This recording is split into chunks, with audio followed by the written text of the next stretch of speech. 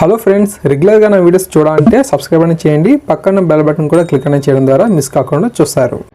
Hello everyone, ఆంధ్రప్రదేశ్లో గ్రామ మరియు వాటచన ఉద్యోగులకు చాలా మంచి అప్డేట్ అయితే రావడం జరిగింది. చాలా రోజులుగా ఎదురు చూసినటువంటి బదిలీ దశలకు సీఎం జగన్మోహన్ రెడ్డి గారు ఆమోదం వ్యక్తం చేశారన్నమాట. ఈ బదిలీ ప్రక్రియ అనేది జూన్ 10వ తారీఖు వరకు కూడా ఉంటుంది. 2 ఏళ్ల సర్వీస్ పూర్తి చేసుకున్నటువంటి ప్రొబేషన్ పొందిన ఉద్యోగులు ఈ యొక్క ట్రాన్స్ఫర్స్కి అర్హులన్నమాట. ఈ మార్గదర్శకాల పరంగా మనం చూసినట్లయితే ఈ రోజు నుంచి కూడా ఈ సచివ ఉద్యోగులకు సంబంధించి బదిలీలకు దరఖాస్తు చేసుకోవచ్చు అన్నమాట.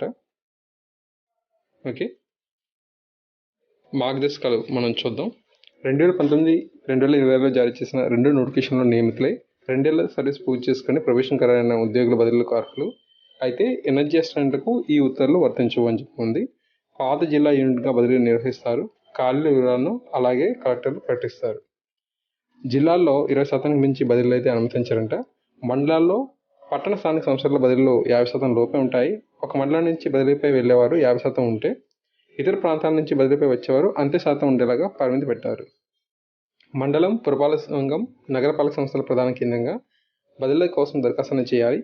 ఫలానా గ్రామ సచివాలయానికి బదిలీ చేయాలంటే అనుమతించరు. ఖాళీని బట్టి బదిలీ చేస్తారు. క్రమశిక్షణ చర్యలు, విజిలెన్స్ కేసులు పెండింగ్లో ఉన్నటువంటి ఉద్యోగుల దరఖాస్తులను పరిగణలోకి అయితే తీసుకోవాలంట. విధి నిర్వహణలో ప్రభుత్వానికి ఎలాంటి బకాయిలు లేనట్లుగా సంబంధిత ఎంపీడీఓ పురపాలక నగర కమిషన్ నుంచి ధృవీకరణ పత్రాలను దరఖాస్తు పాటు జత చేయాలి. ఉద్యోగులు ఆన్లైన్లో దరఖాస్తు చేయడంతో పాటు అప్లోడ్ చేసిన సమాచారాన్ని ధృవీకరించాలి.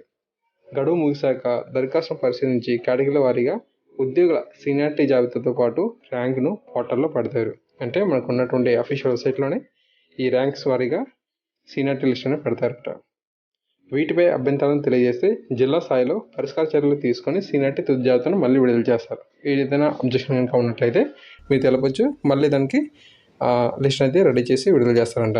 బదిలీ అయిన ఉద్యోగులకు టీఏ-డిఏలు చెల్లించరు. ఓకే, అంతర్ జిల్లాల బదిలీకి సంబంధించి ఎలాగ ప్రాధాన్యత ఉంది అని చూస్తే, అవివాహితులు, వితంతువులకు, తర్వాత క్యాన్సర్, హృద్రోగ, న్యూరో సర్జరీ, కిడ్నీ మార్పిడి, ఎముకల సంబంధిత టీబీ వ్యాధిగ్రస్తులకు సంబంధించి భార్యాభర్తలు ఇద్దరు ఉద్యోగులైన వీరిలో ఒకరికి మాత్రమే అభ్యర్థన స్వీకరిస్తారు.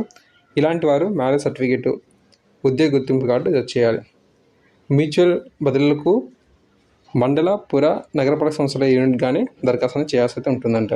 సో ఈ విధంగా సమాచారం అయితే ఉంది. సో గాయ్స్, ఈ విధంగా ఈ మార్గదర్శకాలు అయితే ఉన్నాయి. గ్రామ మరియు వాటచల ఉద్యోగులకు సంబంధించి ఈ రోజు నుంచి కూడా వెబ్సైట్ నందు బదిలీలకు అవకాశం అయితే కల్పించారు. 10వ తారీఖు వరకు కూడా మనకు అవకాశం అయితే ఉంది.